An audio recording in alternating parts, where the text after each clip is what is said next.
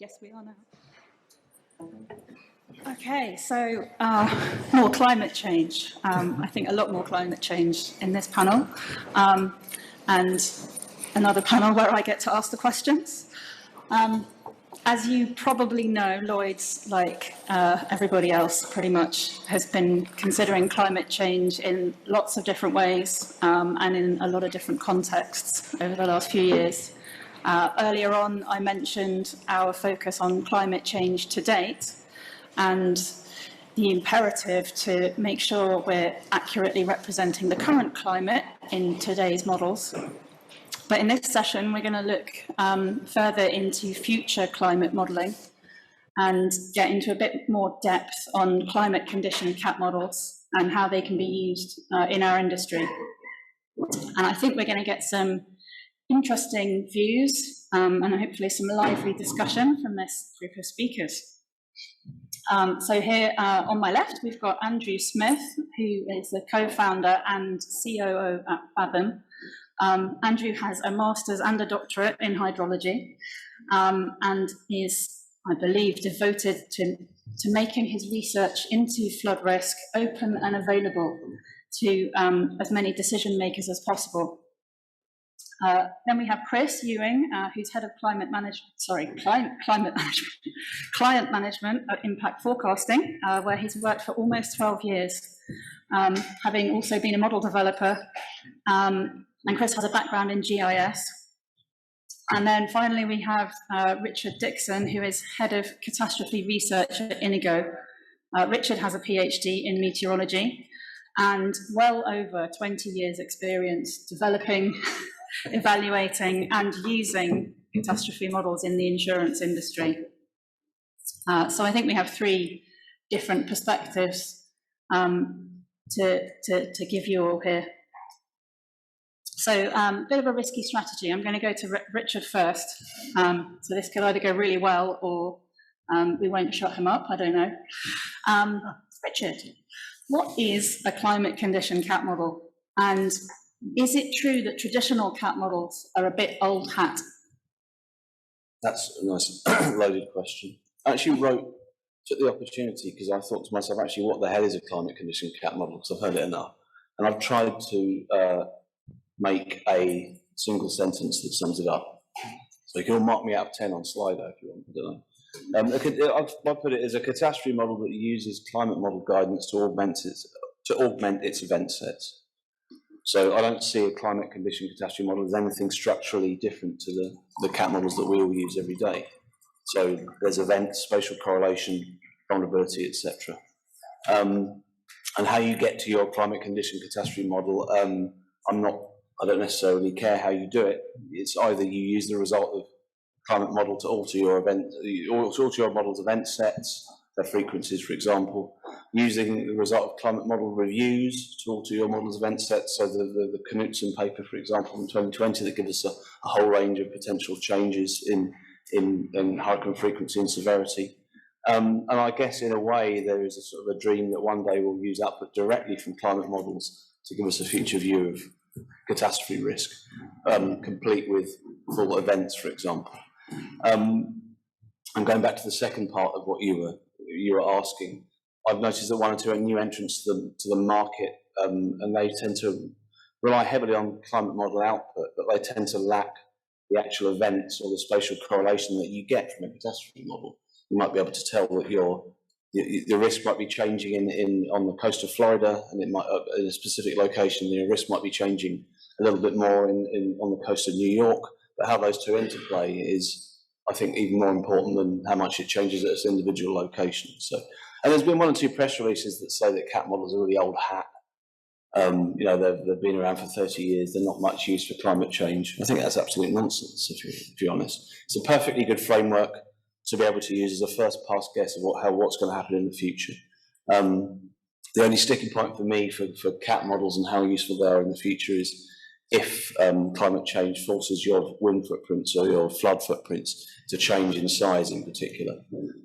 We'll always have Cat 5s in the future. We're not going to suddenly get Cat 6 hurricanes, but if your footprints are changing, and those footprints are changing because of climate change, they don't exist in your present climate model, that's where you might have a bit of a problem. But for using climate models to estimate future risk, I'm perfectly happy with people using those.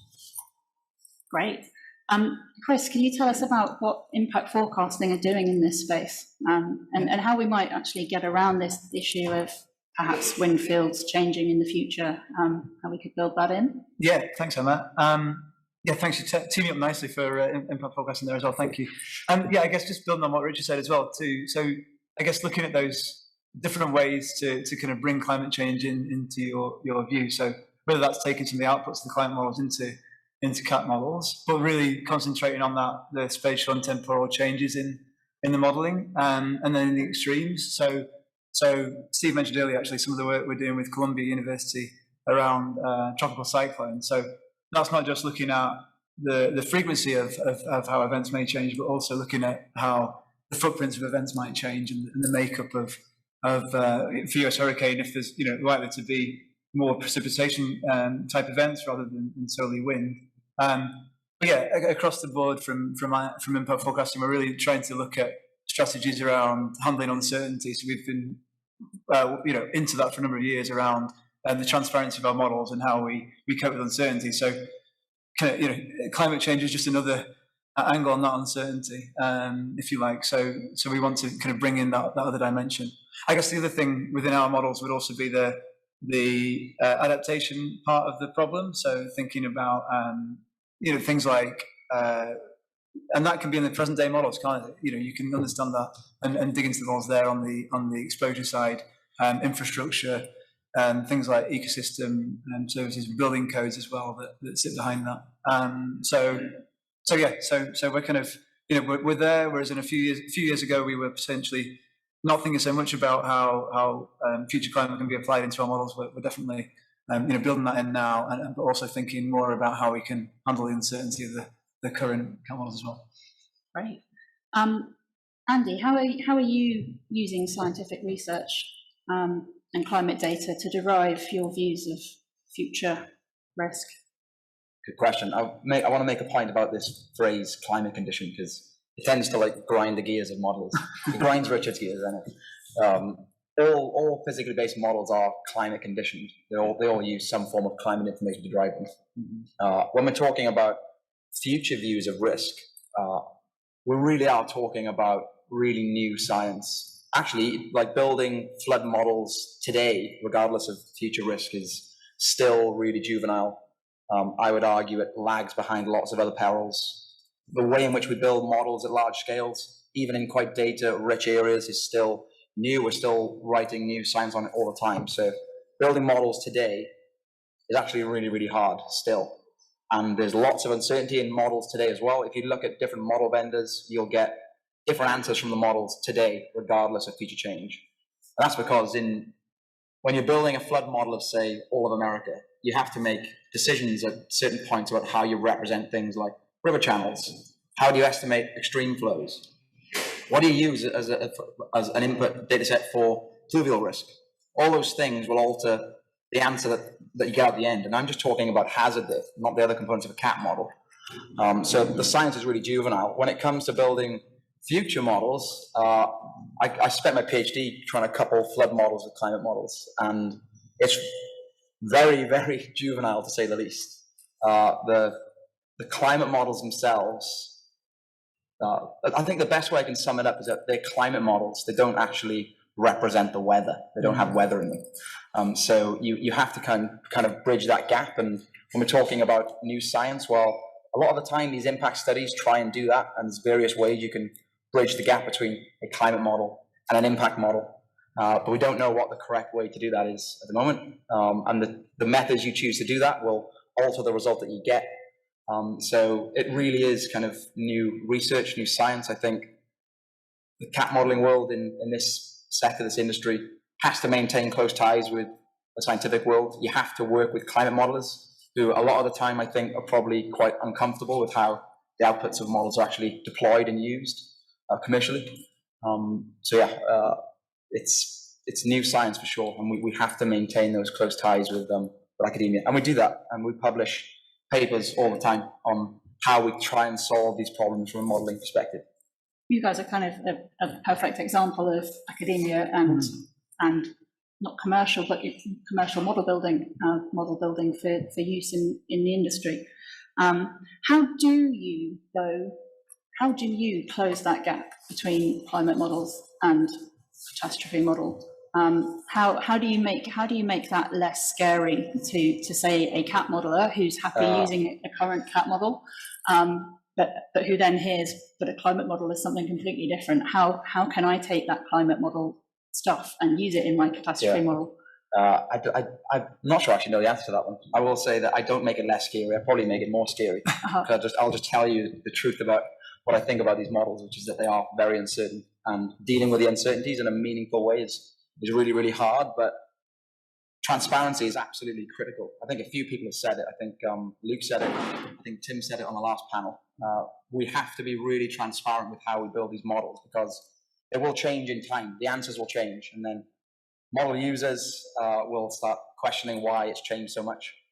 And so we just have to be transparent with the uncertainties. And I think we have to deliver the answers with absolute humility in saying that this is new science. We don't know exactly how to do this yet. There is uncertainty, but yeah, trying to tell industry that we have a perfect way to build these models is simply not true, and we'll fall over if we deliver the message in that way. When the uncertainty is so great and can actually sort of dwarf the answer or the expected result, how can the outputs of these models therefore be useful? How can users? I'm looking at Richard and Chris here, as Richard's looking away. How can the output of these models therefore, actually be valuable to business decision makers if the uncertainty is so great? Part of it's it's also how you interpret the models themselves and how you use them themselves, and being, I guess, humble to knowing which of the perils you can take useful information from the climate models in the first place. And obviously we come back to the uncertainty bit, but I think for European windstorm we're getting to a stage now where climate models are good enough to be able to be used directly out of the box to give us an answer. Obviously there's going to be uncertainty around that. And the work that Steve has been talking about and Alan have been doing in taking the best bits that we can use to build a hurricane model, I think is a phenomenal piece of work. They're saying we can model the storm stochastically because that makes sense and it's useful to do. And then we can take the way they're blown around by the climate model as how the atmosphere blows the storms around and gives them a path. And that's using climate model data and how it might change and how the sea surface temperatures are used and as the sea surface temperatures increase and you get a change in the distribution of the stronger storms, etc. I think that's a phenomenal example of how you can sensibly use a climate model output. In terms of the uncertainties, that's a nightmare. I think I genuinely do think it's a nightmare. What we're trying to do too much is boil it down to a number that is usable. And this just takes me back to when secondary uncertainty first came around, or we first started looking at medium-term rates. It comes back to this whole lot of information that they're trying to create a number. I'm doing a bit of work with Steve Juice and Inigo, doing some work with his Lambda climate research. These have just been helping me understand the range of possible outcomes in 30 years' time for the money layers of 1 in 10s, 1 in 50s, for example. And you can see that 25% of all of the climate models that have been run in the Knudsen study that he uses, the numbers go up by 25-30%. But another 25% of those models, the numbers drop by 20%. And how we try and express this to our boards is, I think, the biggest challenge, almost as much of a challenge as trying to understand climate itself, because there is a huge range of uncertainties. And I don't think we help ourselves by going to a board and saying, well, the number's 5, even though the range is -50 to +50.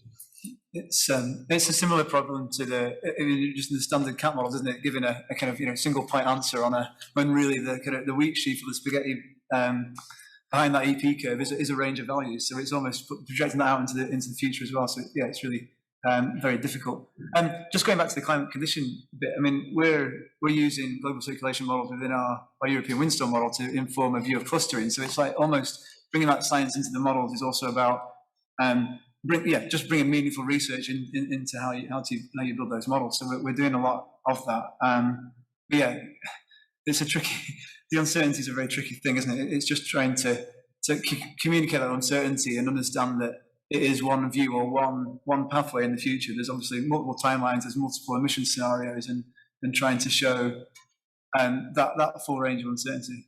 But maybe that gets people thinking, and it actually brings it back to the present day and what more we can do around the models now. Almost, it's kind of another talking point. A lot of it, does seem to be around communication, and going from this huge range of possible answers and the uncertainty around them to what people are asking us for, which is often a single answer, and then you see single answers in the press, and the headline is always just one answer from the range that might be communicated in the paper.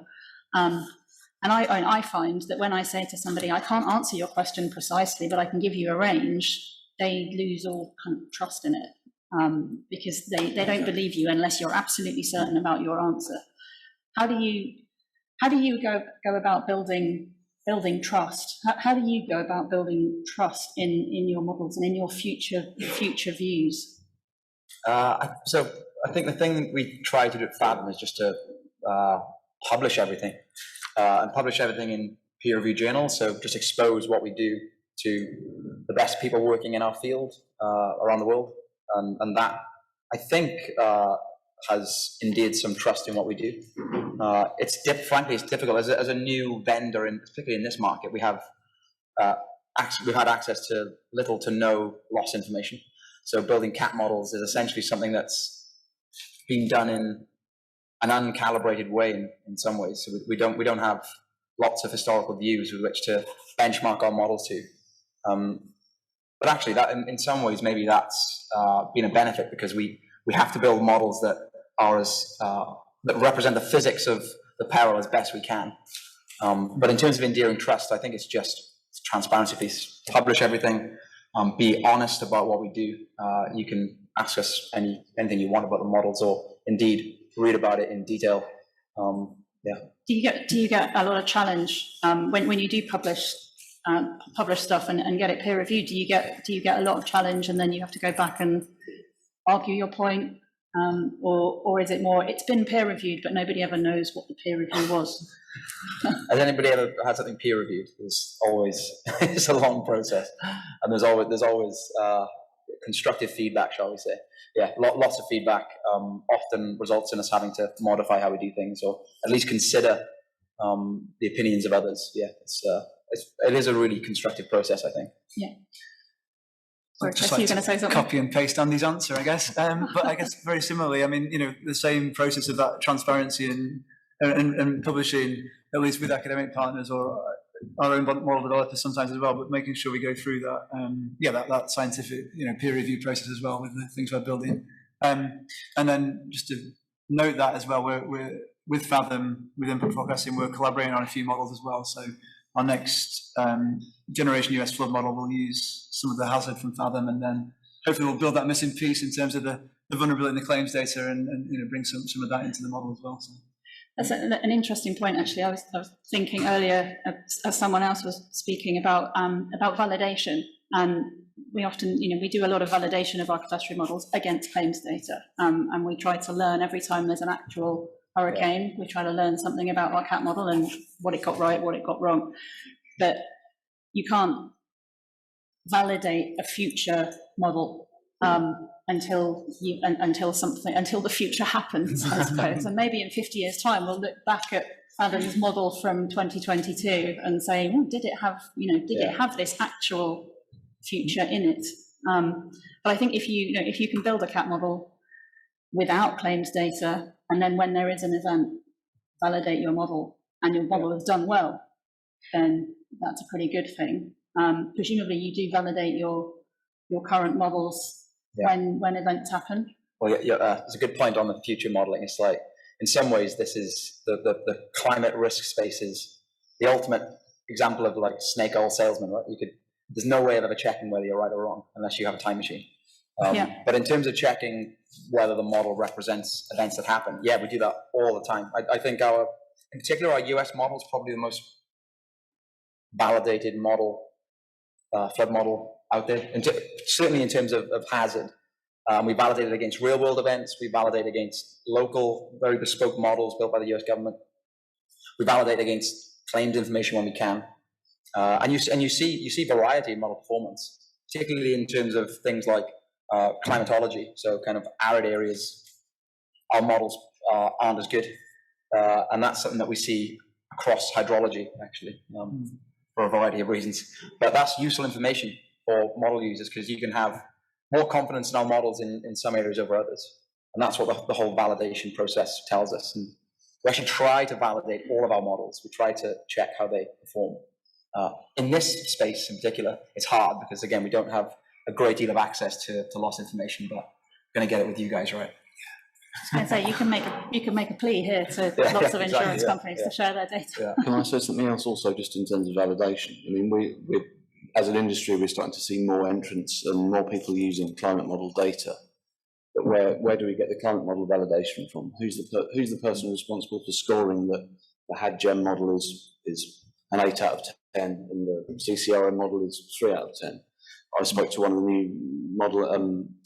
new entrants to the market, and I said to them, what are you doing to weight any of these models based on their skill? And they just said, we just use as many as we can, and we don't weight them in any way, shape or form. So I'm quite keen to see, as we move forward in time and we start to see more and more high resolution models coming in, irrespective of whether they're better or not, just to see what the impact of those is, if we feel as though they're doing a better job than the coarser models that have been used up until recently.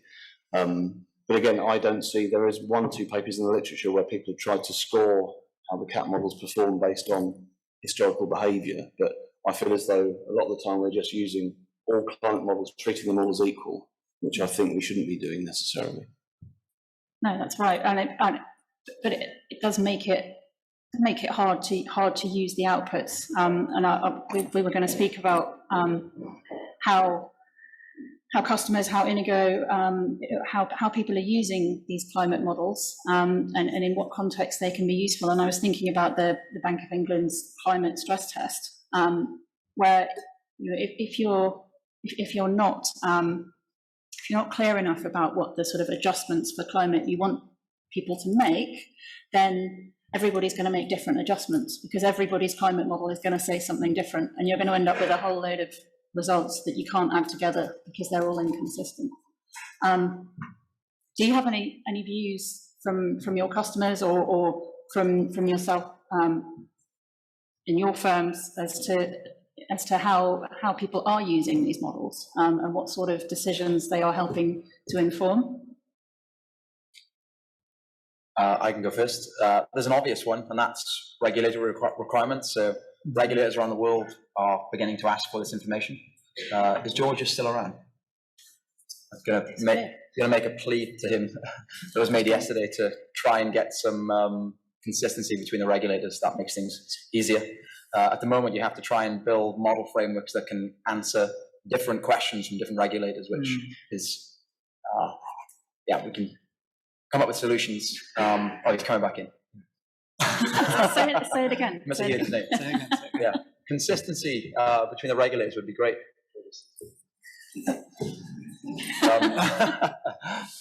But yeah, in terms of, outside of this market, I think the question of like how useful these climate condition models are often comes down to the question you're asking, right? And if you're asking short-term questions, I think the questions I raised yesterday, how useful is it for this industry when you're typically looking at 12-month cycles? How useful is it? That's a question that you could ask. It's kind of more obvious when you're talking about long-term asset managers, whether it be banks or investment firms. Those kinds of institutions are now beginning to use these kinds of models. And indeed, we've seen a whole sector kind of rise in this space of climate risk information to service that kind of market, I think.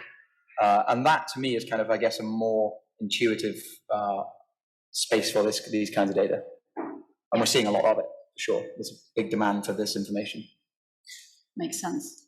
Yeah, we're adopting something similar. I guess the different regulators around the world, whether it's PRA here or IOPA or in the US as well. So yeah, the asks, the requirements are a bit different per region. So yeah, I guess we're trying to balance those as well, almost similar to you, with other perils, and make sure that what we're making in our models, in our platform elements, is applicable.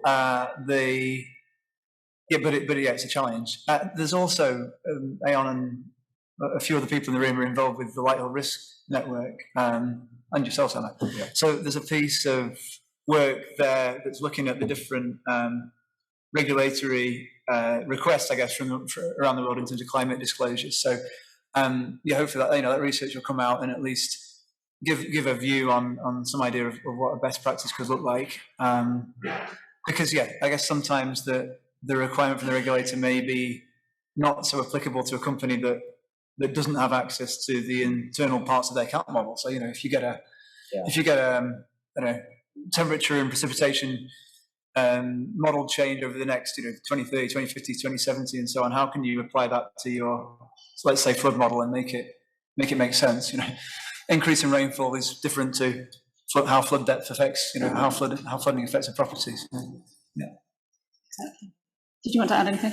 No, just more a case of, I think it's obviously quite useful, potentially quite useful, giving a sense for how things might change in the future as part of regulatory guidance. But I think if we all sit here in 3 years' time and I talk about what the latest science is doing, I would imagine that the guidance by way of numbers will have changed significantly, just because we seem to be in an arms race for climate models now.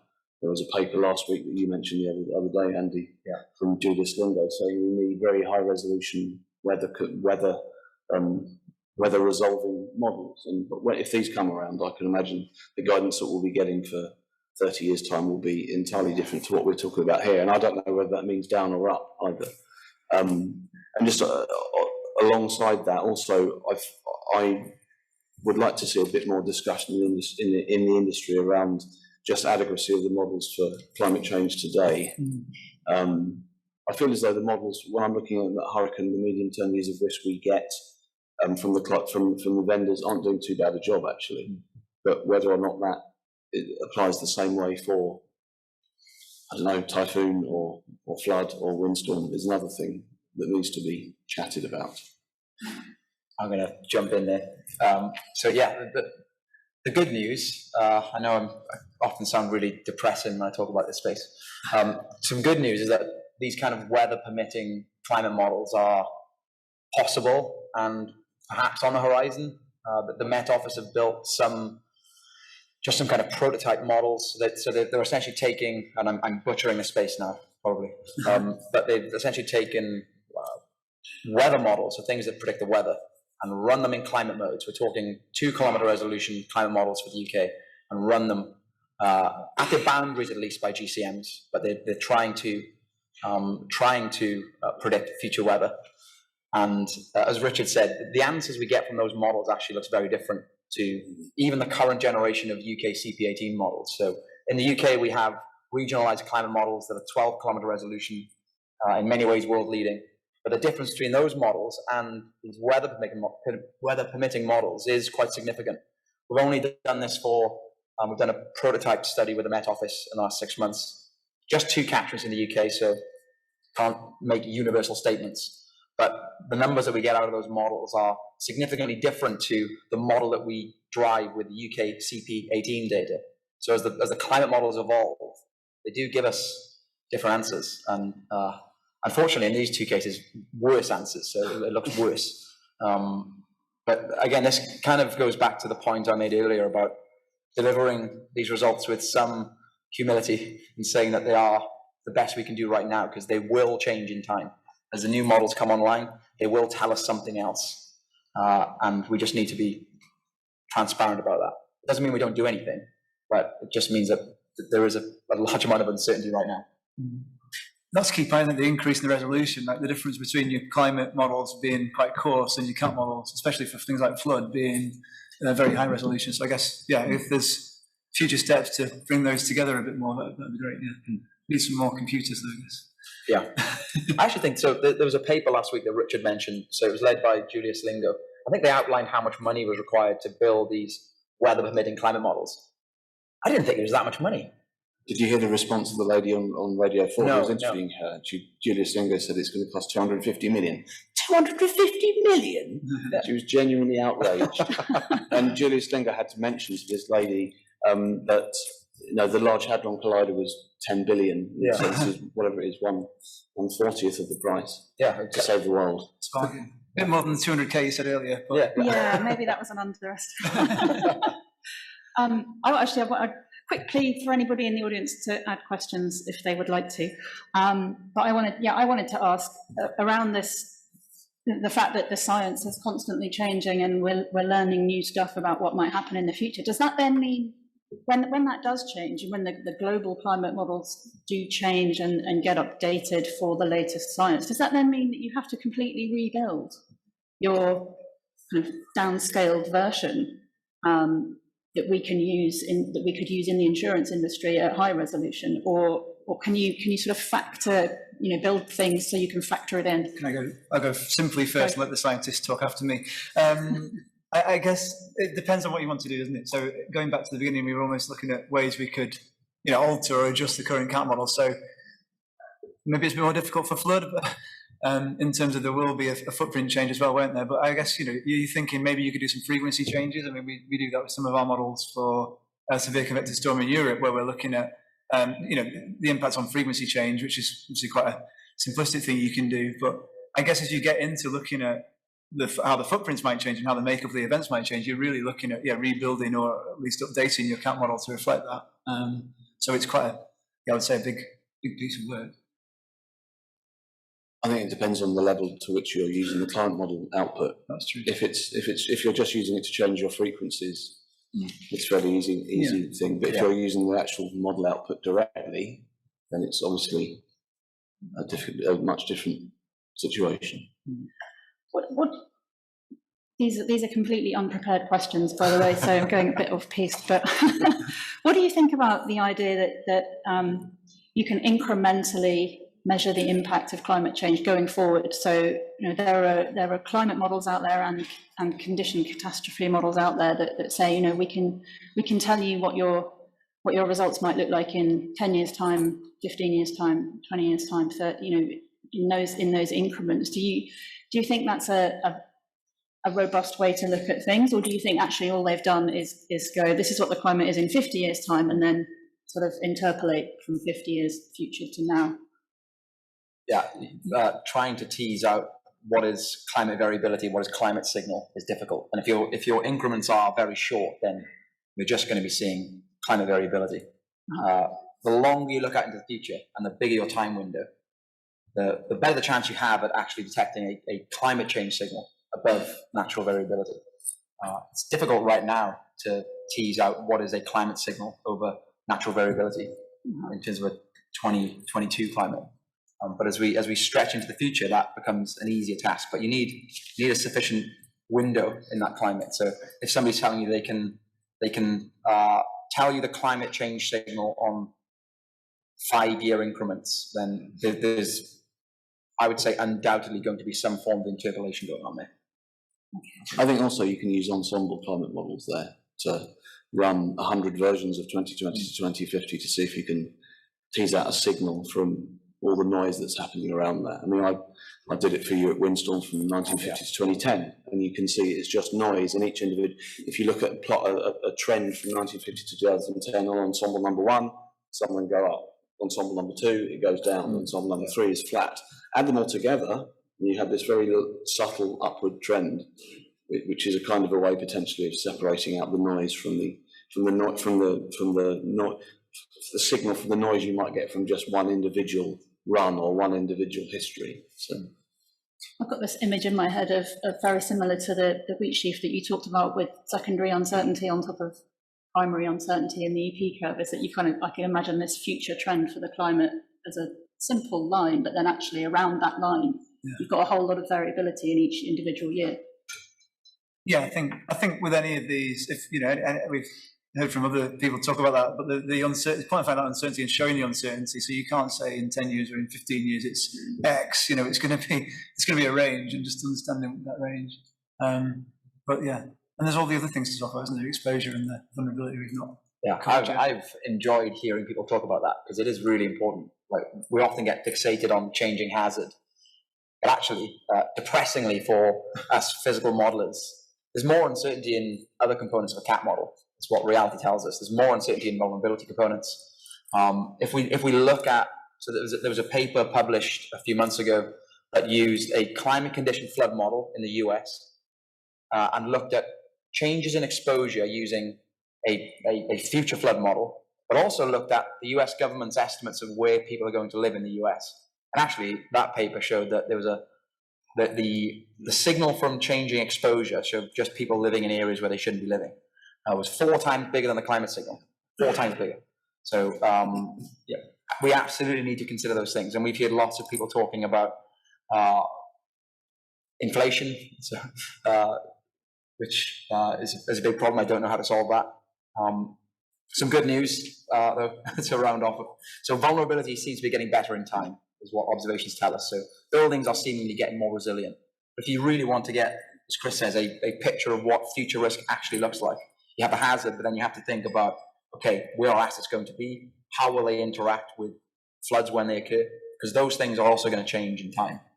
Also, why don't we look back in time more? We've got historical exposure data. The CAT models have got a fairly good feeling on how vulnerability has changed over time. Why can't we look backwards? I mean, I've done it for Florida. If you look at, there's data available on the internet that shows you the number of buildings that have grown as you go through time in Florida. And you look at the average annual loss, it goes through the roof. But also, if you look at the average annual loss divided by the TIV, it drops. It's one third lower than it was in 1940. And yeah, that suggests that we are becoming more resilient over time, which is nice to know. That's it. But all those different factors are are in a way masking each other, masking each other out. You could use the upward trend in AAL to argue climate change. Then you could say, but if you strip out exposure growth, you get a downward trend. So there is no climate change. That's the problem. Part of that is because of vulnerability change and resilience. But I've done it in 3 steps where you look at if you say 1940, assume we all build all the houses like we did in 1940, and there were no building codes, and the AAL goes way through the roof. And you do the next step of it. You do is add in all the building codes. So you add the year built into your simulation. It doesn't go up as much. Great, there we go. And I've also added in like a climate delta on top of that, and I assumed 50% of the Cat 4s and 5s increased in frequency, 50% increase in frequency between 1980 and 2020. Very crude estimate. And you put it on top of the 3rd step, and it goes up, but you think, God, this is being swamped by exposure and vulnerability. I don't want to be a naysayer here, because I'm definitely not, but it was really fascinating, and I wasn't expecting the results that I got. And hopefully I'll publish it at some point. I was originally shying away from talking about the non-hazard elements of the future, just because this is your panel. But I'm really, really glad you brought that up. I wonder, have you got any, you guys particularly in the insurance industry, got any ideas about how insurers could look at adjusting the other elements within their modelling to make a future, a future scenario potentially more realistic?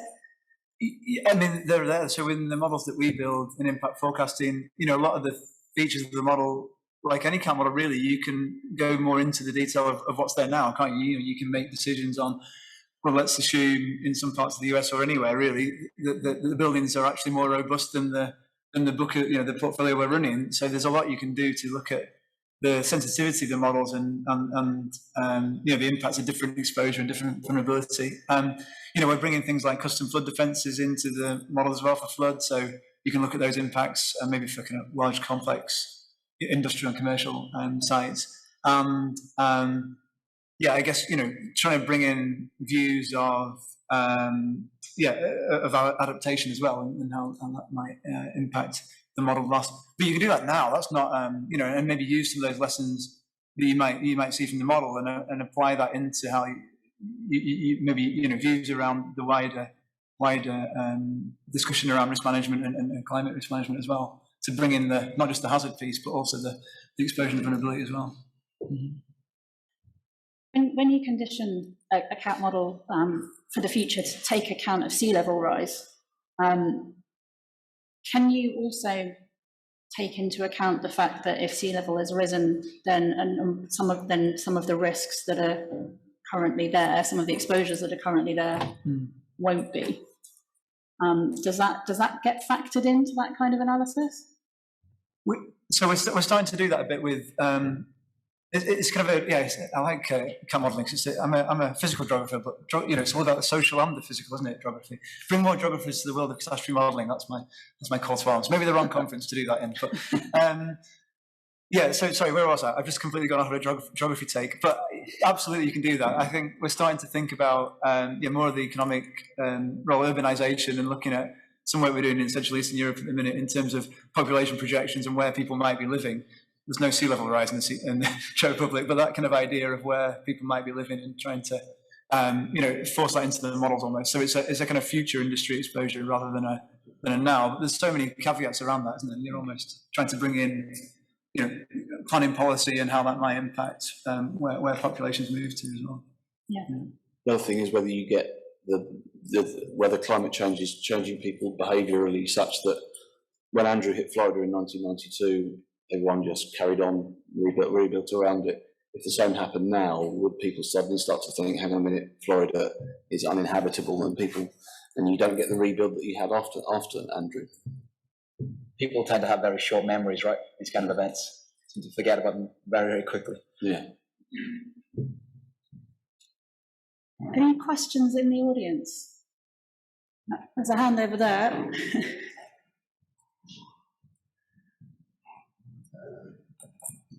Thank you. Hi, can you hear me? Yeah. I assume so. So the question I have is, in terms of climate change, it's great to see, sort of the technical aspects of, sort of climate change being incorporated into models. But do you think this is only an exposure management sort of issue, and in terms of responsibility? And how do you then manage, effectively, what is the market price and the technical price if that sort of climate change consideration is not being made, or filtered through to the underwriters and to risk managers, etc.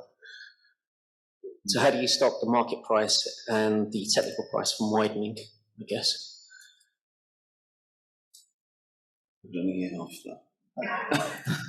I think I'm going to try and paraphrase your question, but almost, I guess, you're basically asking, if there's a future climate view, how it might impact the price on a year-on-year basis almost, or how we can, did you say stop that from happening, or what was Yeah, essentially, what I said is we're incorporating climate change into the models. Yeah. Then effectively that could change your technical price, right? So, think about, coastal erosion and storm surge and those types of things. But if that's not being communicated up to the underwriters, there could be more of a risk that the market is not pricing to the climate change and that view of risk compared to what the technical models are actually saying. So I guess to paraphrase in a different way, in terms of communication and buying for climate change, this is not just an exposure management issue. This is very much an issue across, for all functions effectively. How would you manage? Do you have any ideas or tips on managing that process? Can I go? Yeah. I'll have a go. I think it's a broader, without being too lackadaisical, if that's the right word, but it's a broader risk management issue, isn't it, almost? It's kind of, the lessons you learn from potentially climate change and climate modelling around the hazard. You actually learn a bit more about your risk as a whole, and you can think, well, hang on, I don't know that much about the exposure, I don't know that much about, my book potentially. So I guess it's almost putting a lens on one specific aspect, the hazard, if you like, but being able to say, well, let's dig into each component and then use that to almost, it's all about the education piece as well, isn't it, I think, as well. It's almost the whole risk communication piece, using, if the hot topic of the underwriter or the broker or the your C-suite is, climate, I've heard on the news climate change, well, it's like, hang on, well, okay, let's talk about that, but let's also talk about all the other things that are going on as well. I think the question though raises a kind of maybe a philosophical question, which is, should we be pricing in future climate change now when underwriting insurance risk? Because we've already made we've probably all already made the point that some climate change modelling that's looking 30, 50 years into the future is not so relevant for decisions being made in insurance companies now when we're pricing risks on an annual and even capitalising for risks on an annual or biannual basis. And if we make the wild assumption that our current CAT models are adequately representing the current climate, should we be pricing in future climate change?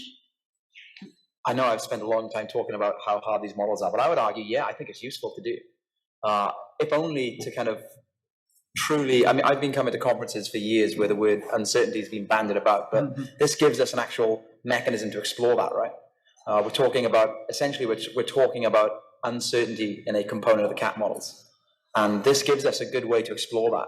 If you're an underwriter, it's probably good to know that actually there's a plausible range with which the hazard magnitude could sit.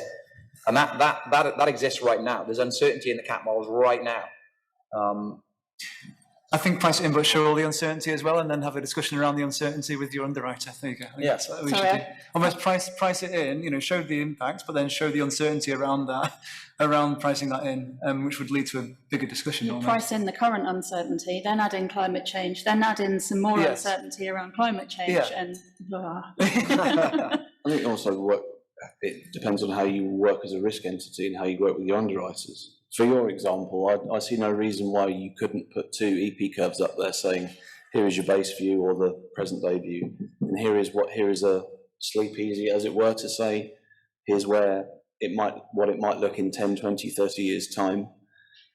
You may want to think about pulling back on a few of these risks if you feel as though if that's looking a bit risky in 10 years' time, it might already be underway now, then I'm certainly working towards giving our underwriters options, not just in multiple views of flood risks, so we're working with the Fathom guys, but multiple views of seasonal risks. So, it's a La Nina year this year. What's the delta on the EP curve for that? We've just started looking at that.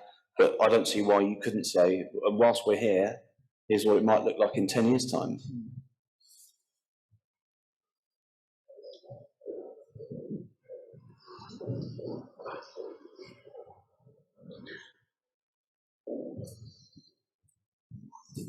Thanks. Richard, just responding to that one, or reverting back basically to your experiment where you say that vulnerability and exposure changes historically then result in the bigger delta than the hazard changes alone. Again, now doing this exercise, if you will plug in or show an EP curve 10, 20, 30 year out, only showing the hazard only gives you a small part of the answer, right, of the future risk. So is that really useful, or are we not over-concentrating on the climate change hazard, given the materiality of the other risk factors being vulnerability and exposure changes over time? Yeah, I think there's a problem. I mean, if you look at the Cordex results Cordex is a downscaling experiment across. This is for Europe wind, which admittedly isn't too controversial a topic, but you can see for Europe their numbers when you include population growth.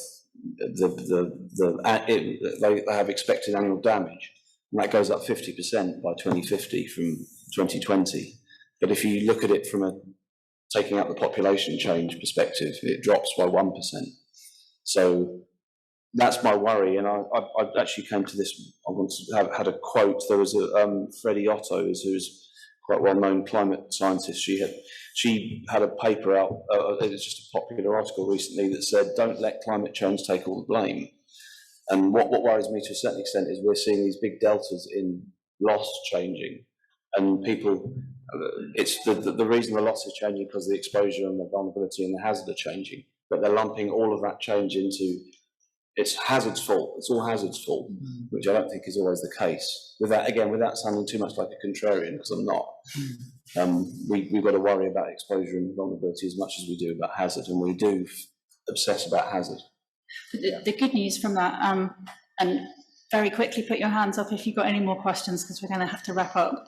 Okay, while the microphone's going, I'm going to say that the good news, though, then is that if we're fairly confident in what's happening with climate change, and people are becoming less convinced that we're going to be able to do anything about it, we can do something about exposure, and we can do something about vulnerability. So that's the good news, actually, is that perhaps by fixing or doing something about exposure and vulnerability, maybe we can cancel out some of the impacts of climate change. And through that cat model example I used from the 1940s, with us, we have evidence that we can be resilient. Yeah. Because it's happened. Yeah. Last question. Sorry, so we've used the term crystallization a couple of times now in a couple of panels, and I think I'd really like to understand what does that look like, kind of from a model building perspective in terms of climate signal? How much information do you need to know before you adjust your models to change the business decisions that you're making? And then sort of a second piece is really around validation cycles, the traditional validation cycle and model vendor sort of roll it out every couple of years. Do we think that's going to continue, or do you think we need to be more flexible with, as the state of the science changes, the models need to change, we need to be responsive and kind of get a more kind of out cycle adjustments? So, is there a question there? I feel like there is, maybe two. I like to think with the model validation cycle, I think if the science is changing and it's simple just readjustment of event rates or maybe event severities, then that's a very small part of a much larger model. So I don't think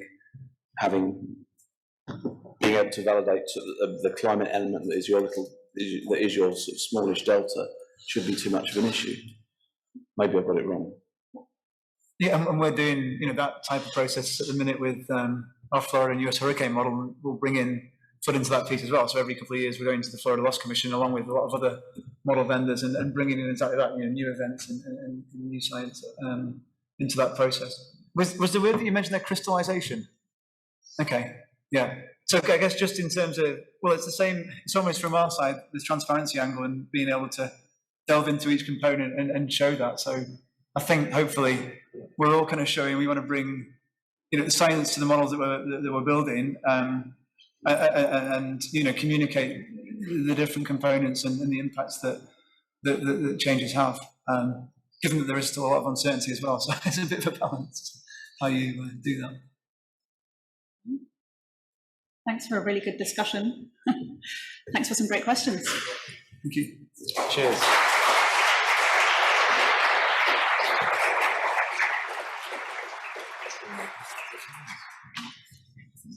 Thanks, everybody. We'll see you back in here after tea at 3:40.